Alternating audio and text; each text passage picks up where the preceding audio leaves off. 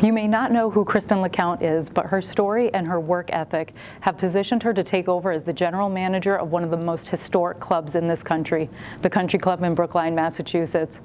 With a large international event on the horizon and hosting the 2022 U.S. Open, Kristen shares her story and the inner workings of what makes the Country Club so successful. My mom grew up across the street in Brookline and worked here part-time. My dad was the previous executive chef, and they actually met here. So the Country Club was in my plan, whether I liked it or not, long before I was even around. When they were married, all of my early childhood memories include building gingerbread houses at the Country Club, or the big gingerbread house that would be on display, or coming in to help make desserts in the bakery, and really just being part of the club. It was part of our family. Just TCC was part of what we were, what we were born into in a strange way. So I call myself the legacy staff member. Because you absolutely are. Now we're going to fast forward here, and in a recent interview you spoke about personal connections being that contributing factor to why you wanted to further pursue a career in the golf industry. Tell me more about those initial experiences that led to this large realization for you. Sure. I think the youngest point that I realized it was it was called the Snack Bar at the time. It was poolside, and I worked there when I was 15 years old, and you would watch families summer over summer. The children would get taller and taller over the counter. And what's pretty amazing now are some of those children that I remember ordering from the Snack Bar have been married here. They have children of their own. And so I think clubs really, it clicked for me, realizing that you're part of someone's family. And oftentimes we know some members of the family better than their own family does. And to watch that evolution and involvement all the way to when I graduated college, started running events, and I'll use Mass Golf as an example, but when people like, when I first started, George Pendergast was the president of the Mass Golf Association at the time, and to see his involvement, or people like Carolyn O'Donnell or Ann Farrington on the women's golf side, and then all the way to Bunk Reed last year, it's pretty amazing to see the responsibility to the game of golf in addition with all these family memories, and how important the club plays a role in all of that. And so to be part of those memories, and to also believe that the game of golf is so much of an important part of what TCC is all about, and for me to have learned that throughout my career has been pretty special. I think early on I completely fell into this by accident. I was a culinary major. I grew up in the kitchen. I thought I wanted to own a restaurant. Ironically, I married someone who owns two now, and I'm glad I don't. I think that when my dad gave me the advice to sit with David Shagg to seek career advice, never did I see this all happening, obviously, and that's normal. When people are in their early 20s, I'm quick to tell them, you'll be surprised at what you end up doing when they're, kind of stressing out about what are they going to do next, or a job fell through post-grad. The best advice I had was to sit down with someone who said, well, why don't you give this a try? And I think that through that, I didn't sign up for this knowing I wanted to be a GM of a club. I just kind of went with it and said, oh, maybe I'll try running events. Maybe I'll do the sports end. Maybe I'm not sure yet. And over time, things just kind of fell together where I realized a part of my personality was that every day was so different on the management end of things, and I was intrigued by sitting in construction meetings, or learning from an architect, and sitting in different committee meetings and learning all of the different sports and activities. But for me, over time, the love for the game and reading the game, greatest game ever played, which you have to read the book before you watch the movie, that's the rule. I did all of that because I bought into a program that Mr. Shagg was offering to his team. David, Mr. Shagg had decided, or had the support to implement an assistant GM position. I think going through the U.S. Amateur, it was for sure. That was the final point where I had decided, this is the type of club I'm gonna stick with. I want to be at a club that hosts major championships, that has deep roots in history, and in understanding that golf was key to that was such an important part of it all. But going through that U.S. Amateur and watching what it did for the club and for the staff, and for me personally, was one of the most single rewarding things that really reinforced this is what I want to do. Let's talk a little bit more about your mentor, Mr. Shag. Sure. He's quoted as saying that you're a natural leader. What qualities would you say make you effective in leading your staff? And then anecdotally, is there anything your staff would say about you? I think the things that obviously stand out of why I've been able to be successful in my career choice have been that I definitely lead by example, and as did David Shag. I mean, it's when you sign up for management, it's that you park where everyone else parks, you enter where everyone else enters, and you don't forget that you're an employee of the club, and you can't lose sight of that. It is in our own staff, we're such a family anyway. It would feel unnatural if I weren't leading by example by doing what I expect others to do. I think that I tend to be pretty straightforward. I like to give feedback. I like to be candid with individuals. I like them to give me feedback and be candid with me in return. And I think that if I'm genuine about that, it shows, and it welcomes people to kind of open a dialogue and just collaborate a lot more, and I welcome that type of environment. So I would say I'm pretty genuine in what I'm offering, and then the last is passion. I mean, you can't fake it. I love what I do. I think there's a glow that happens when I say it. I know that, and it's living on campus and walking back and forth to work every day. I don't lose perspective for a second that I feel lucky to have found TCC, and that the membership and the staff are such an extended family and such a major support system to what we're all doing here as professionals. You just can't, it's a very unique thing that's not easy to find anywhere in life, let alone in your career. You talked a little bit ahead of this interview about a golf program for your staff that you implemented or worked towards with Mr. Shag. Let's get into that a little bit. How important is golf? Sure. For your staff? One thing that we have learned in this industry is that there are a lot of hospitality majors, and a lot of GMs come out of the food and beverage end of things, and a lot of that has to do with logistics and how you would fall into management. And for myself, it was that I knew I couldn't sit still, so it certainly makes sense that I like being in a construction meeting 1 minute or a golf and grounds meeting the next, and then switch over to a brainstorming session on what new ideas we can bring for events, and your day has a million different things going on it. So naturally, that does fall into most of us who major in kind of hospitality. When we're talking to students, though, it is, and David ingrained this deeply in me, and I believe it so firmly, playing the game of golf is beneficial in any industry and any business. And in club management, you can manage a club, but if you don't play the sport and understand the game of golf, you'll be at a loss at certain points in your career, and that is a fact. And we try to, at student level, ingrain with them that golf is a part of it, and not to be intimidated. And I take it pretty seriously. I think it's partly my responsibility because I am the GM of the country club, that the game is for everyone. You don't have to be amazing at it. Yes, it's intimidating to get people out there, but growing the game is part of my responsibility too, but educating people about why it's important is part of it. So what we started doing a few years ago as a management team is when we get our interns over the summer, we pair them up with one of the intern golf professionals, and they take a golf lesson.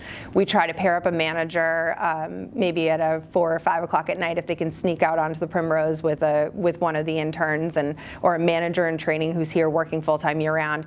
It's being able to enjoy it and kind of keep up. And if I can teach that to people, maybe it'll take down the intimidation factor, because most of us didn't grow up around it, and it is a new thing, but it's so important. And it doesn't matter if you're a doctor, a lawyer, a club manager, or whether you're in this industry or not. Playing golf, it can be such a pivotal point in your career because you didn't miss out on a discussion that took place on the golf course. So.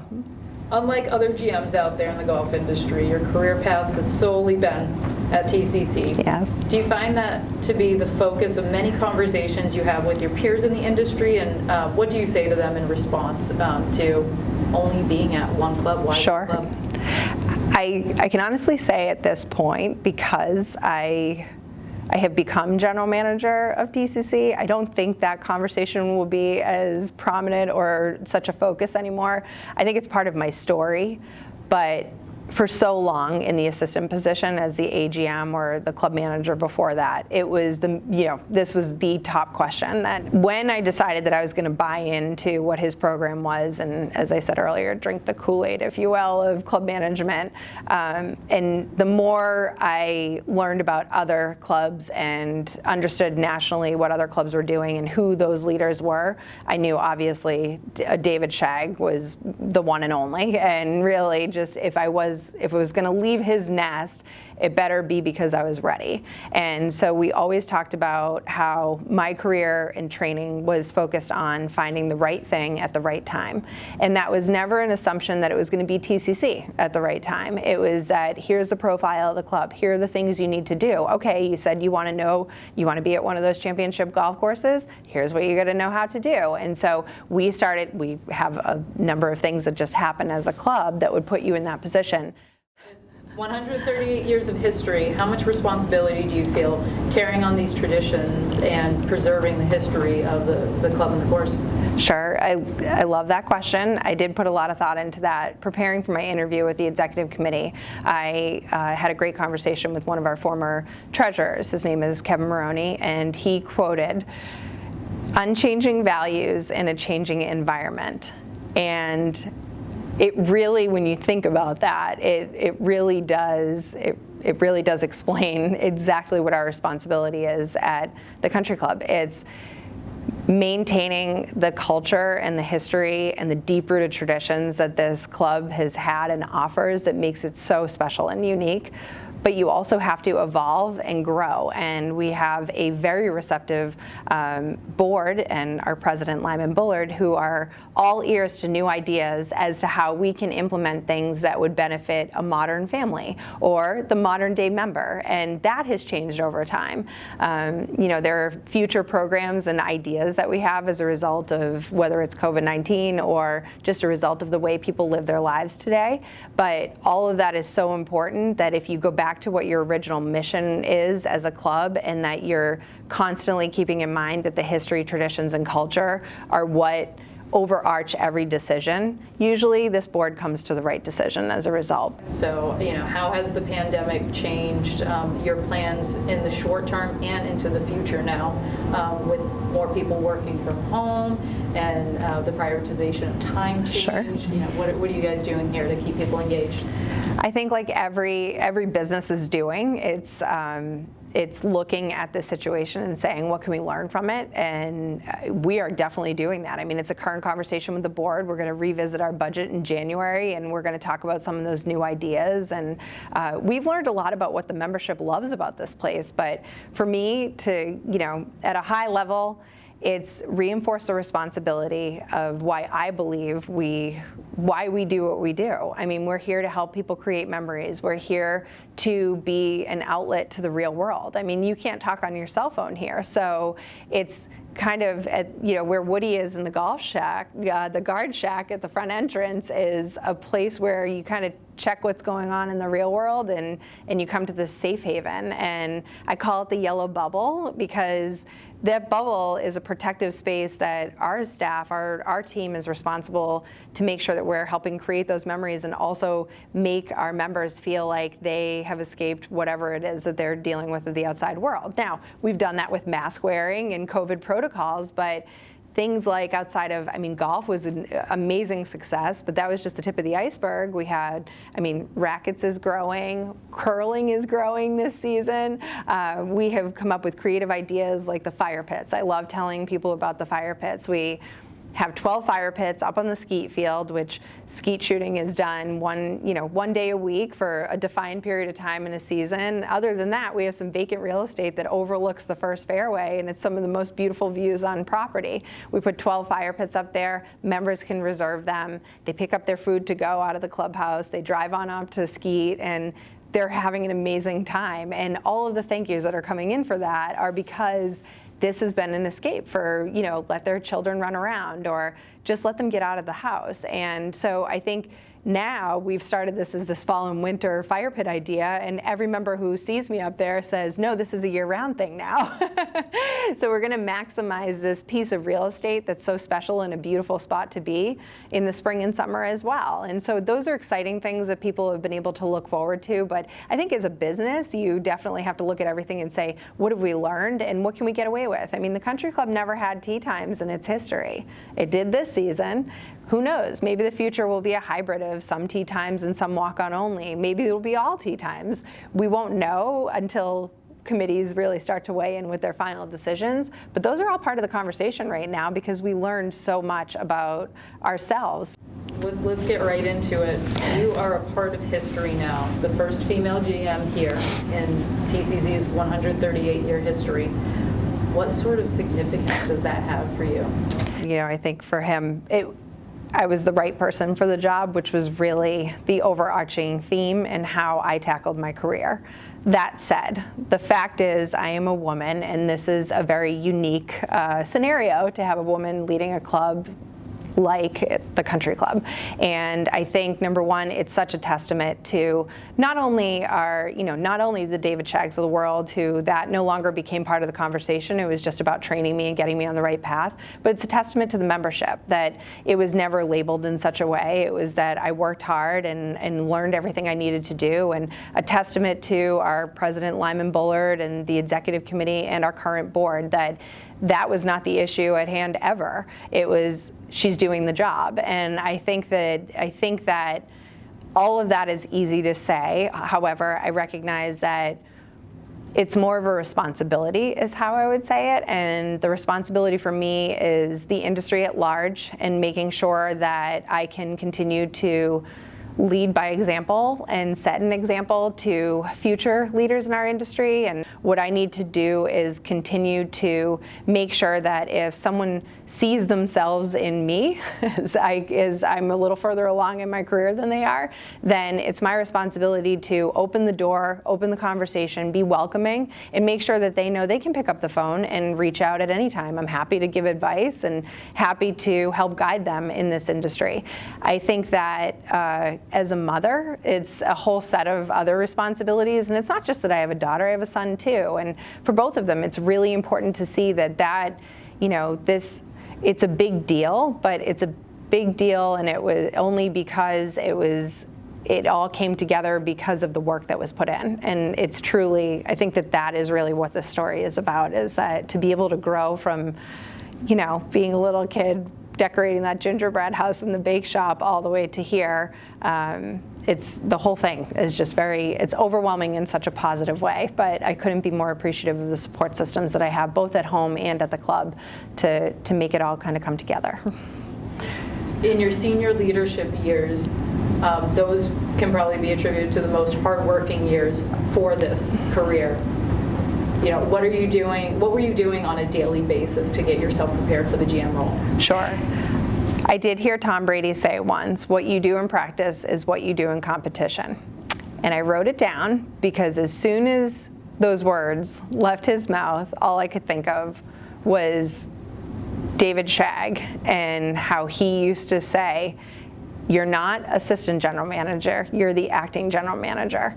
And for him to put me in a position and empower me to make my own decisions and lead the team the way I would, become a presence and oftentimes go to things really that he would have gone to. And I think of things, whether it was a committee meeting at the club or the Mass Golf annual dinner. I mean, the annual meeting and dinner, I think that he put me in a position to be acting in the role. And I think that for me, every single day when I was coming into work and when I go home from work, and I'm talking in present tense because I still can't believe that I am the general manager, but it was important for me that I treated this club as if I were the GM, and those thoughts entered my mind daily, and that is how I tried to approach every situation. And I think that if I had not been trained that way, if Mr. Shagg did not take that approach with me, and to hear that quote from someone like Tom Brady, it just reinforces that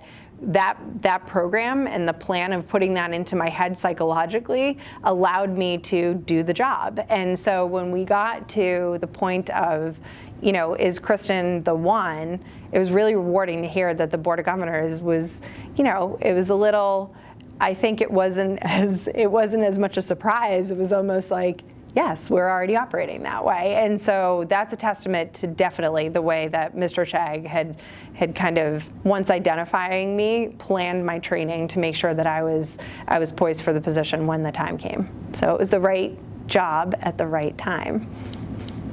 Then what are you most proud of so far in your career?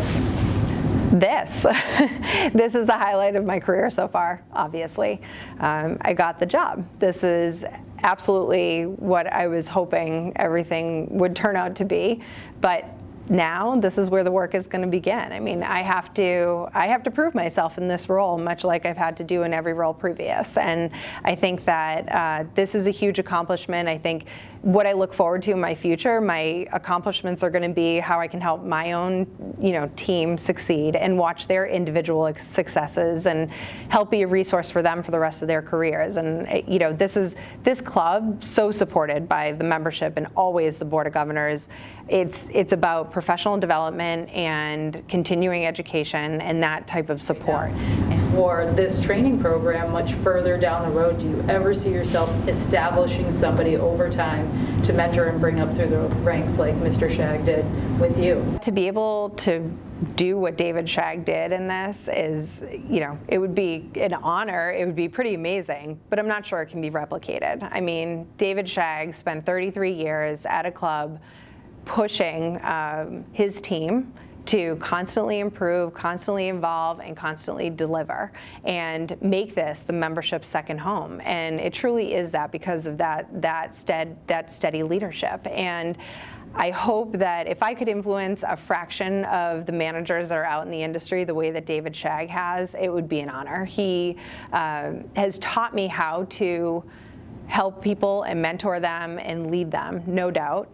But I think my goal is, if in the future I could at least be a resource for people in the industry and make sure that they know that my phone lines are open, or they can send me an email, or they could ask for advice, and what I can do for my own team in developing them the way that he has. I think that's part of what I really want to keep and honor as part of what the club is all about. But for him to spend 33 years and define his successor, I mean, that's a legacy. That is on a whole nother level of success when you can identify potential and talent in someone early enough to develop them to be as ready for the role as I was. And I credit him for that. I mean, there's no doubt there, but his communication with any club president at the time, and our current club president, and like I said, the executive committee and the board, for all of them to be in sync is because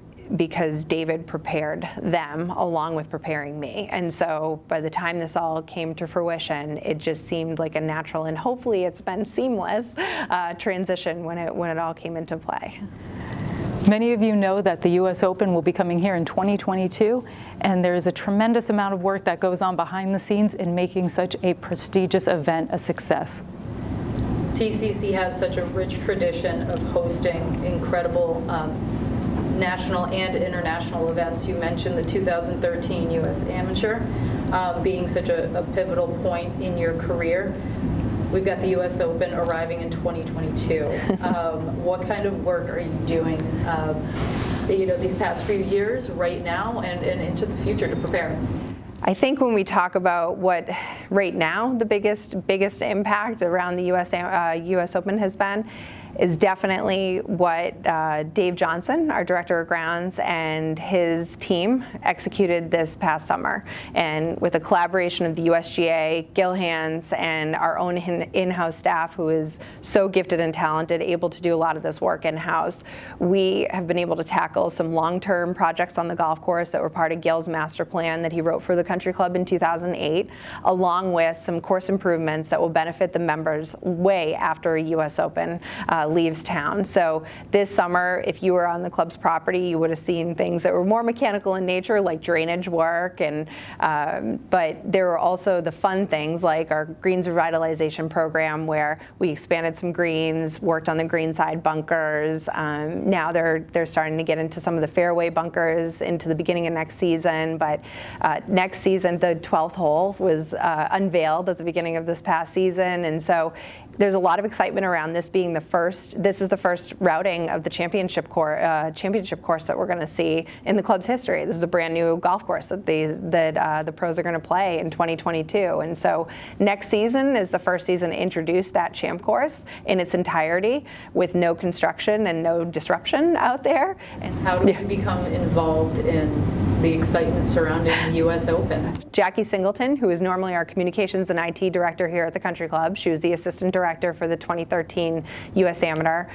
She is taking on the executive director role for TCC as a liaison between the USGA and the club and the town and the club. And so we are closely working with the USGA right now to identify local clubs and local groups like Mass Golf to reach out and start educating people on what the volunteer opportunities are going to be. So we really hope that the local community gets involved, and I know that a lot of people are anxious to hear more, and after the first of the new year, you all will be learning more about those opportunities.